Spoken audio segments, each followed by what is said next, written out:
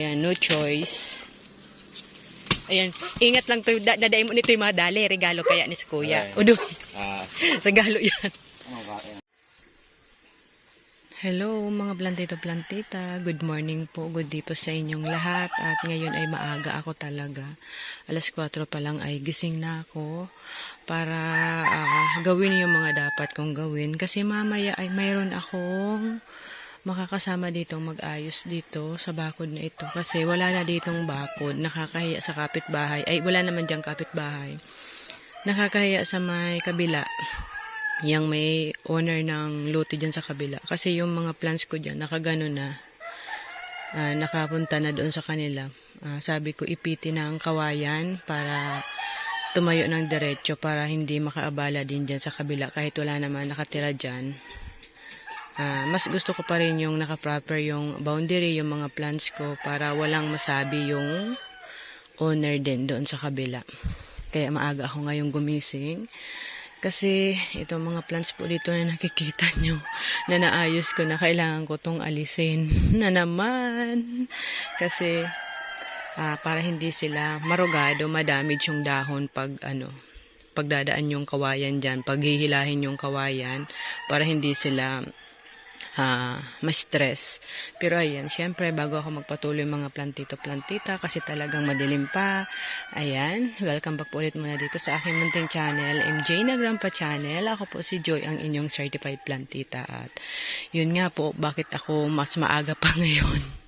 Kasi po, ayan, wala na akong uniform. Ubos na ang aking mga uniform at kailangan kong maglaba. Wala na po talaga ako yung mga pamunas ko, yung mga ano ko, ubos na. Lahat na madudumi. Kailangan ko mga itong mga ibabad. Ayan, mga ano kasi yan, maaati. Tambak din talaga to. Kasi parang isang linggo mahigit to eh. Yung ano ko na to, grabe, kadakul. Kadakul. Ayan, kadakol talaga. Ayan, pati yung mga medyas ko din. Alisin ko, ibabad-babad ko lang po ito para mawala yung mga putik, yung mga lupa.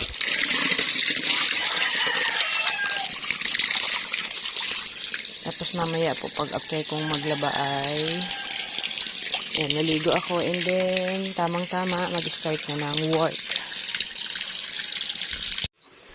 At ayan nga po mga plantito-plantita, kailangan kong alisin tong mga plants dito ngayon. Kahapon hindi natuloy ang aming schedule ni Mitoy dahil may gawa din siya. At ngayon yung araw ng aming ay pagpapatuloy namin itong pag-aayos dyan sa bakod. Kaya ayan, kailangan ko lang muna siyang i-move tong mga plants para hindi siya ma-stress, marugado, masira, madamage. Ayan.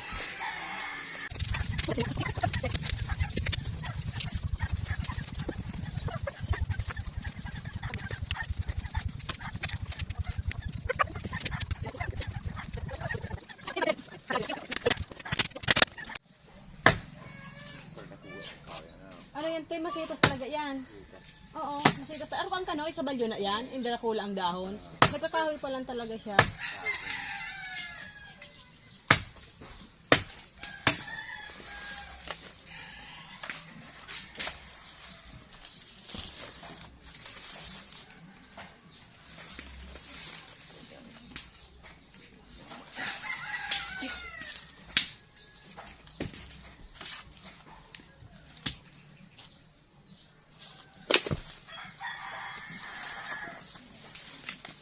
Iyo, maano da yan, pahalnas kang buhok. Si tubig na yaon yan sa laog. Mahalnas talaga ang laog niya, ano Toy? Garo siya ning rurog. Yan o. Garo rurog ang ano niya. Ulang kayaan dyan. Ayan po, pag hindi po kasi ito inalis beehive ginger ay hindi diretso yung kawayan. Pagbakod. Kaya ayan, no choice. Ayan, ingat lang to. Dadayin mo nito yung mga dali. Regalo kaya ni si Kuya. Udo. Regalo yan. Ano yan? Pidil pig. Garo bagay siya ito hong garo hybrid na talisay. O kasi usually baga so talisay baga to dara kulang dahon. So iga nga ni kamo diyan. Iga ka mo? Wa na. Nali mo lang. Kasi ang sa iba ka to go tig restaurant ning ano. Iyo. Pero iyan so birilog ang dahon ka ne. Grabe talaga ang tubig nitong beehive flower, beehive ginger. Ayan yung ano niya. Sticky po, ayan, medyo malagkit yung ano niya, tubig niyan. Kaya po pala doon sa ibang bansa ay ginagawa siyang shampoo or minsan nakita ko naman ay pinampupunas sa balat. Ayan, pang pa-smooth daw ng balat. Ang ginagamit po talaga yan ng iba. Pero tayo po, ako, hindi naman po sanay at hindi nakasanayan, kaya hindi po ginagawa. Pero marami na rin po ang gumagawa niya, lalo po sa ibang bansa. Kasi kung marami po kayong tanim na ganitong klase ng ginger plant, ayan, mapapakinabangan nyo po yan. At kung matyagaman lang po kayo apply sa katawan, sa buhok, ay pwedeng-pwede po libre. Ayan, kinukuha po yan. Parang ginaganon yung tubig niyan. Mayroong container lang, iaano mo yung flower para maano yung tubig dyan sa loob ng flower. At yun nga, medyo siya sticky, tulad nito. Kaya, pwede na siyang, ayan po, tulad niya na, ganyan, yung ano niya. Pero tayo po ay wala na po tayong time nito mag-apply pa sa katawan para kuminis. Wala na pong pag-asang kuminis. Ang isa pong mga halaman na laging nasa initan ay, ayan, yan na po talaga, balat kalabaw na. Magaspang na, and then, wala na pong time. Mayo ng oras kaan maglahid-lahid sa hawak. Ayan, ito pong aking kasamang si Mitoy. Napakasipag po niyan. Very early. Ha? Sadit-sadit sana agihan dyan. Kaya medyo digdi kita maano dyan sa may gilid. Ayan. Para makadaan tayo. Kung wala po si Mitoy ay hindi po nga po ito magagawa. Itong mga pag-ayos po dito sa garden. Kasi wala pong mapakisuyuan. Kahit po tayo ay magbabayad, minsan po ang hirap din maghanap po ng gagawa. Kasi hindi po lahat ng tao ay gusto yung ganitong mga trabaho. To be honest, base sa experience ko, hindi lahat talaga. May mga taong ayaw nitong mga ganitong mga chichiburichi. Iyo toy. Chichiburichi. Yung mga ganito. Kasi ayaw talaga nila. Kaya nga po nahirapan talaga ako maghanap ng yung pwede kong mautusan ng mga dapat pong gawin dito sa, ayan, yung pwede kong mapakisuyuan na dapat gawin, kung ano ang mga pasunod-sunod. Kasi nung mga nakaraang taon, meron naman ako ditong isa, kaso laging busy, yung dating gumagawa po dito, bago mag-pandemic or nung pandemic. May trabaho na din siya, steady na. Krots! Tapos, meron naman akong kinukuha, kaso talagang wala sa wala sa passion nila, yung ganitong mga trabaho sa garden, yung magpuputol-putol ng mga kahoy, mga pagbakod-bakod, parang hindi nila linya. Kaya parang nahirapan po sila. Ang kinaganda naman po dito kay Mitoy ay, yun nga po ang advantage naman dito kay Mitoy, at mabuti na lang nga po ay nakita ko siyang gumagawa dun sa kapitbahay ko ng balkon na gawa sa kawayan. Sabi ko sa kanya, marunong ka rin pala kako Mitoy yung magagawa-gawa ng mga ganito. Sabi ko, kun kaya kita na mag-aano din doon sa garden ko. Ngayon nga po magputol-putol ng mga kahoy, and then mag-ayos-ayos po ng bakod. Maaga po siya pumapasok, before time, or laging on time. Laging hindi siya naglalampas sa oras. At hindi rin maisip, kaya magandang kunin at hindi sayang yung ating binibigay. Pero may magaling halas na. May man halas.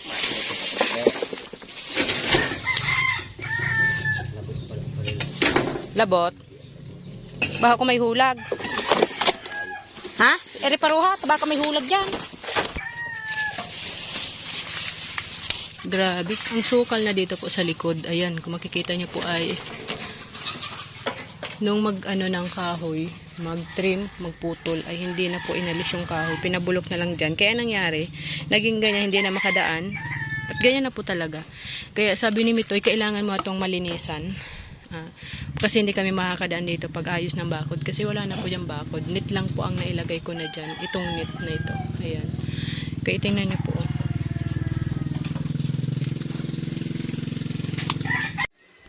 Ayan, 5:42 na pero maluwanag pa rin po dito sa amin sa Bicol at ayan na yung natapos. Medyo ayan, lumiwanag din dito sa kabila kasi yung mga plants ko ay hindi na nakaganyan sa kanilang lote. At ayan na lang, may konti na lang po, hindi na kinaya ng oras. Kasi umulan po dito. Sobrang lakas ng ulan. Ayan. Bumili nga ako ng tire wire, inabot ako ng ulan. Sana hindi tayo magkasakit kasi nabilad tayo sa araw. Tapos umulan naman ng malakas. Ayan, ito na lang yung ano. Dapat maipit din ng kawayan para hindi na po ganito na, ayan. Ayan, dito ang dami pong dapat pang iayos. Ayan. Ayan. Inalis na po yung ano, bulok na po kasi. Ayan, inalis na din kanina kasi sabi ni Mitoy, isabay na nating ayusin, ay alisin tong mga ano, kasi para masuluan yung magatungan na. At ayan po dito, ayan, maliwaliwanag na din. Ayan, hanggang doon sa dulo. Bukas po ay, ayan, tatapusin yung hindi natapos. At eto, ayusin din dito kasi nandito naka-stack yung mga bagay-bagay.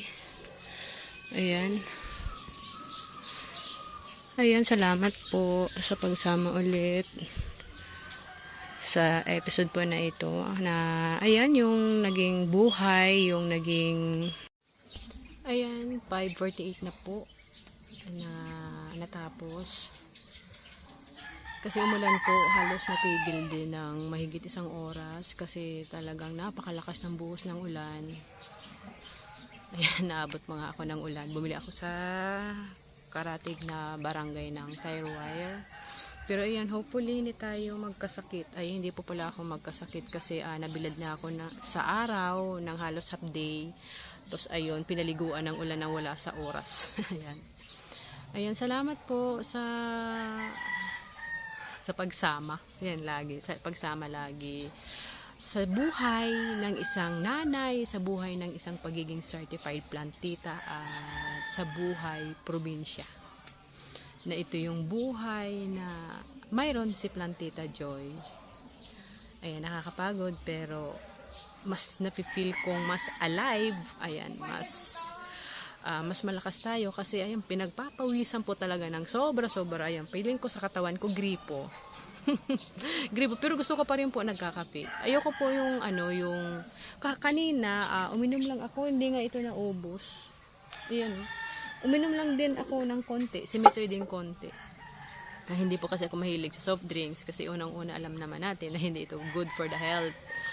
Tumikim lang ako ng konti, sabi ko kailangan ko ng energy kasi ako po kasi yung assistant din ni Mitoy, so may mga bagay na dapat gawin ko na para hindi sayang. Kasi syempre hindi siya free. Hindi free yung ano niya dito sa akin. Siyempre sinasamantala ko po yung mga hindi ko kayang gawin ay magawa niya habang nandyan siya, yung mga pwede ko na maipagawa ay mapagawa ko na para mas mapadali yung trabaho, para yung oras, masave yung oras, yung pagod, at para makatapos na din. Ayan. Natapos na naman ang buong araw ngayong June 11, na ayan, ang punong-puno ng pawis. Punong-puno ng pawis. Ayun. Totoo naman po kasi talagang mainit. Nagtatrabaho tayo.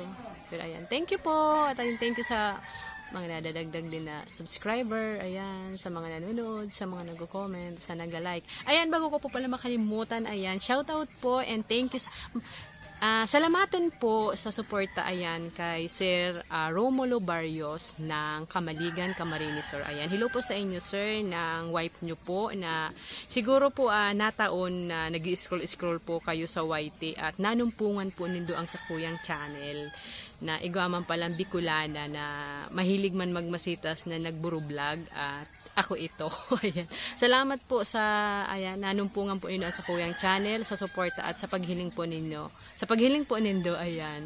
Kaya thank you so much po sa inyo, ayan, kay Sir Romulo Barrios at sa kanyang asawa na taga Kamaligan, Camarines Sur. Ayan, thank you so much po and God bless you all.